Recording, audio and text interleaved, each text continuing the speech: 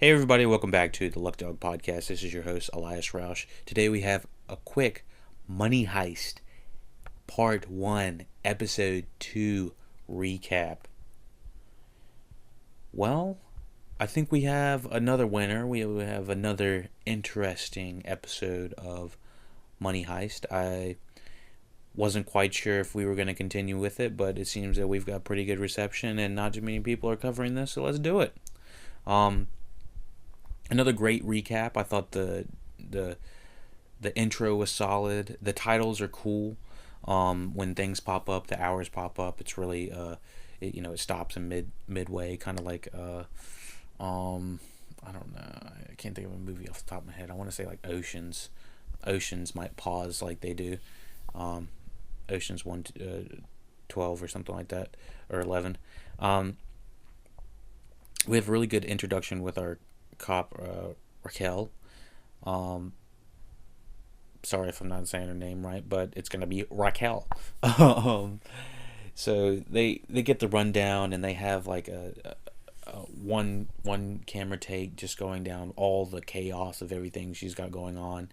I thought that just like the opening show, this is all in one take. Even the scene before the titles and everything, when it shows her and with her family, with her daughter and her mother, just the way the camera's tilting ever so slowly, down the picnic table. It's just very deliberate, and everything seems very methodical and planned out. Just like this series seems methodical and planned out. And so, continuing, we find out Rio's not dead. Douchebag basically tells the professor that they shot at the officers, and I'm not actually sure if the officers died. I think they're definitely injured though. But that's definitely was not part of the plan. Rio and this one guy just have a very heart to heart, I don't know, scene, I would guess. The douchebag guy definitely feels like he would have gone after Tokyo if Rio wasn't in the way, and he still might. You never know. He's just a terrible ass guy. He kind of says, after being in 5 different divorces, he's just not cut out for it, and I don't know. He hasn't thought for maybe half a second that he might be the problem in all of that. I don't know. He basically says that women are only good for sex, and that's how they're programmed. And it's one of the worst things that this guy has ever said. Any character's ever said. It's just really, really shitty. And he's he's just talking about how childbirth basically destroys women's bodies, and it's like, this guy is such a douche. I freaking hate this guy. And I think you're really starting to develop a path for where this guy is going to head. I was surprised though how Rio was very reluctant to almost everything that he was saying. It really feels like this douchebag just feels that he's not getting the attention that he deserves from, I don't know, his son or something. It feels like he might have had a son, and his wife might have gone one of his wives might have gone through some depression or something like that, and just lost interest in him or something like that. I don't know. It's very subtle. We don't exactly get all the details, and it's very I don't know. It's very deliberate with when they talk about Rio asking him why he was chosen, for this group, because it definitely feels like this guy is like a stick in the mud. He's just I don't know. He is intimidating, but he's also sly, I guess. I don't know. Is sly the right word? He's a shit. He's just a real shit. He's apparently got the sensitivity to handle this type of situation. He's just such a sensitive guy with, how he cares about everyone. Absolutely fucking not. Yeah, he's not. He tells Rio to take the little lamb out to the office and keep an eye on her, which is the girl from the first episode who had pictures taken of her. This leads us to the flashback of where douchebag definitely realizes Rio's running out to see Tokyo, while everyone else is like hanging out. I thought this was a good scene. I was really well done. Rio feels like a real individual. Sometimes I really don't like these romantic relationships, how they go, but this one feels good, and it doesn't. I'm glad that he's not dead. Otherwise, I think we would have a very different interpretation. But holy hell, yeah, they definitely got some hot stuff going on. He's jumping over her like lava on a volcano or something. And I don't know, something culturally relevant. I don't know, that was really bad. I hope everyone in Hawaii is doing okay. But anyways, I think that the music really works here, and just the shots. They really decided not to go too in depth with it. Not too much nudity, but they did show. They showed enough, I guess. I don't know. They showed enough for what you would be on, like a rock.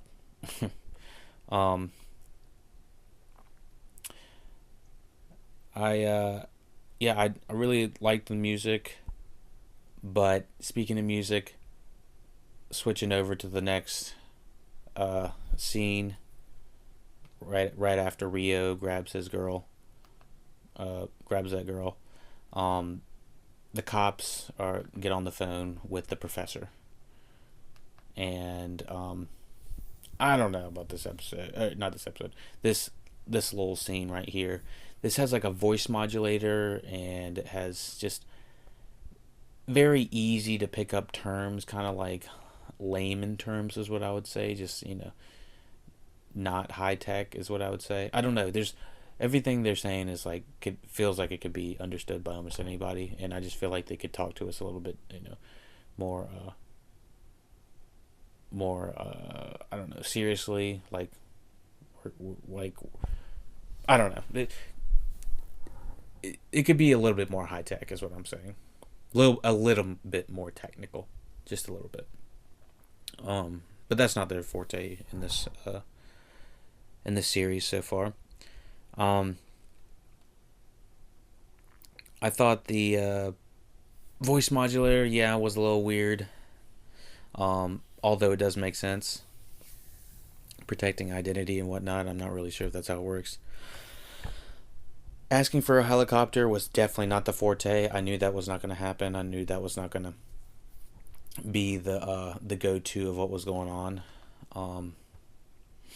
But I thought it was just, I don't know, just weird how he was pushing about what she was wearing and what she's. That's not relevant. Is what I'm thinking. Is he stalling? We are still behind as the audience to what this guy's plan is, and I'm not really sure if I believe this guy has a fantastic plan, which it might just feel like it's gonna whip it right out of his ass, because I'm still I don't know. I'm trying to figure out if he's a good guy, bad guy. He seems very genuine, just like he's talking about how everyone calls him the professor, and he's he seems to be polite, he seems to be intellectual, he seems to be smart, and it seems like all of the cops definitely acknowledge that.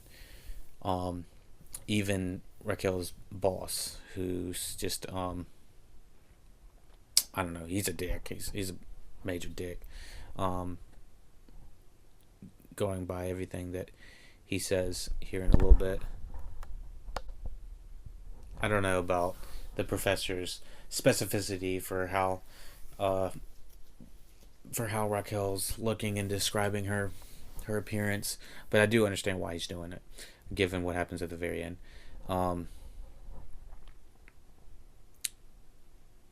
so right before she's leaving, she gives orders about what she needs to happen, and I believe that. One second, I gotta get all this thing to quit beeping all over my. So I just there definitely has to be a bad guy, and so I think they're definitely trying to make her boss the bad guy, and um, Inspector Raquel just um, she takes it like a like a champ. What he says, I mean, he says, "I know about the complaint you did against your ex-husband about domestic violence, and saying that, um, claiming it was a false one, like saying internal affairs uh, brought up that she brought up a false report, and that her husband's doing well, and then decides to shit on the rest of women that have been in this situation.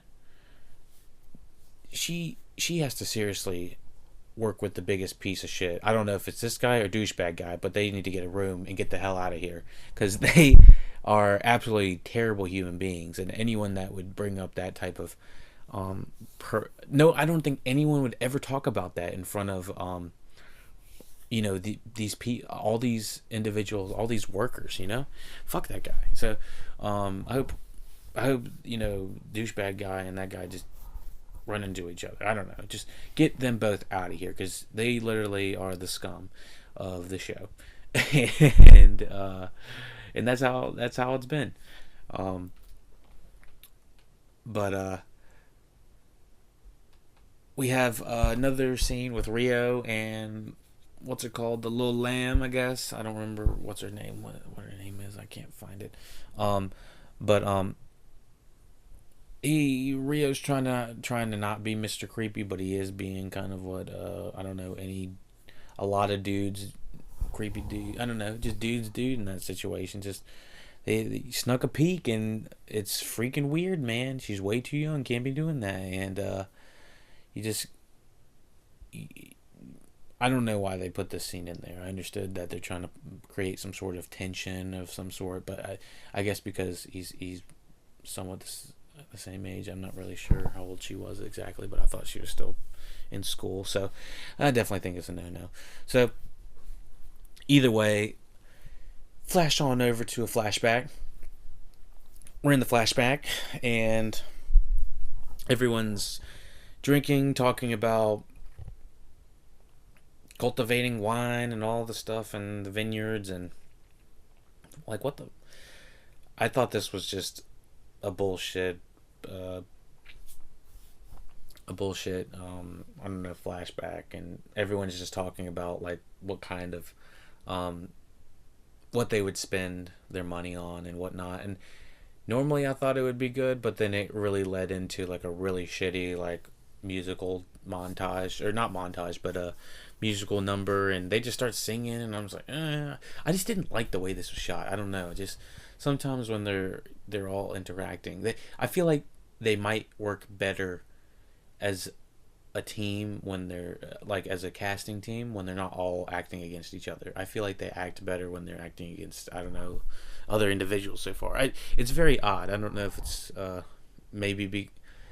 because I'm just not used to the acting style or something like that, but I like them in individual pairs, and I like them in individual settings. Like the professor seems really competent, really smart, but only when he's like alone, sort of. So I'm really anxious to see how they really put it together, because I think they're trying to put some backstory behind everyone just by giving these flashbacks, and I'm not sure if it's selling me. I'm not sure if it's selling me. So I don't know. Maybe that song really just fucked me. I was like, it's not my style. But just because it's not my style doesn't mean I can't enjoy it or appreciate it, and I think that's the important thing. So yeah, I thought it was just a weird, corny song. The next scene has some of these other guys talking about these other guys. It's hostages discussing about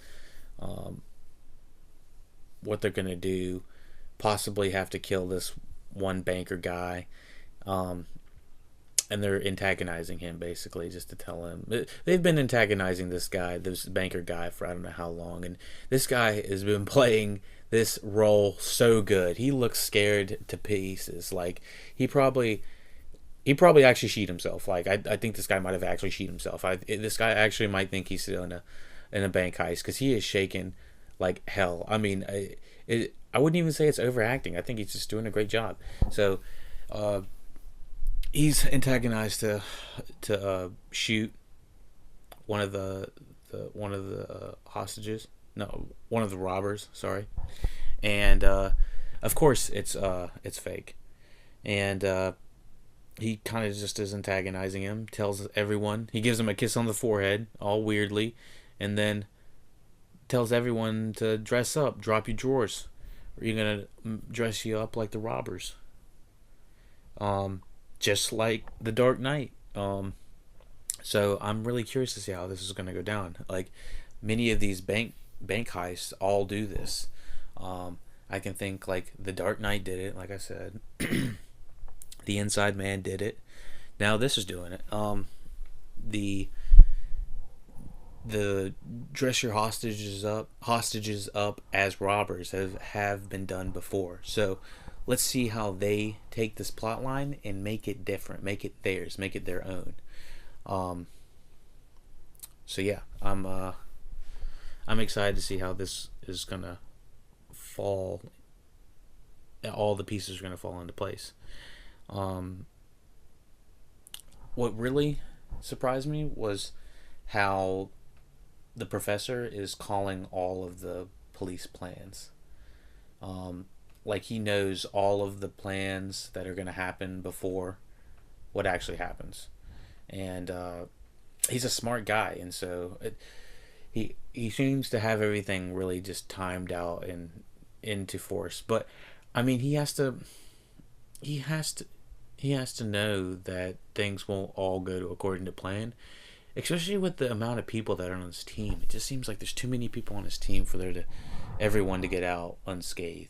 So I'm saying douchebag guy's probably gonna get skirked. Having so many episodes in one season is really driving me nuts. So we're gonna have to see how this is gonna pan out with where I think where the dominoes gonna land, where the chips are gonna fall, where the chips are down. When the chips are down, who's gonna fall? I don't know. That was the impression. But all right. Thank you everyone for listening. Rate, share, subscribe. We're gonna have more podcasts coming out. Check us out on SoundCloud at Theluckydogpodcast. Twitter us, tweet us, whatever you call it. LuckyDog Podcast. Email us if you want to be on the podcast, or if you want some comments read, if you want questions answered, if you want to just ask why the hell is this podcast so long or so short, or not thorough, or too thorough, or too fresh, or too cream, or too much money, or too dope, any of that, email us, TheLuckyDogPodcast@gmail.com. Thank you for listening.